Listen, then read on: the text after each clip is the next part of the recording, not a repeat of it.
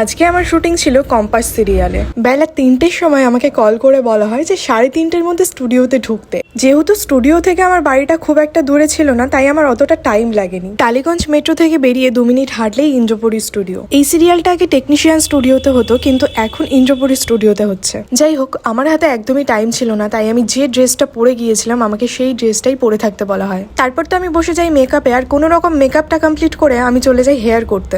Hair complete হওয়ার সাথে সাথেই আমাকে পাঠিয়ে দেয় ফ্লোরে পৌঁছে 2 মিনিট বসতে না বসতেই আমাকে স্ক্রিপ্ট দিয়ে যায়। কিন্তু দুঃখের বিষয় হলো এটাই যে আমি স্ক্রিপ্টটা একেবারেই পড়ার টাইম পাইনি, কারণ সঙ্গে সঙ্গেই আমাদের সিন ছিল। আমি তোমাদেরকে স্ক্রিপ্টটা দেখাতে পারবো না, কারণ টেলিকাস্ট হওয়ার আগে আমাদের স্ক্রিপ্ট বা কোনো সিন সেটা আপলোড করা নিষেধ। ও হ্যাঁ, আমি তো তোমাদেরকে বলতে ভুলেই গিয়েছি, সেদিন আমার ক্যারেক্টারটা ছিল স্টুডেন্টের।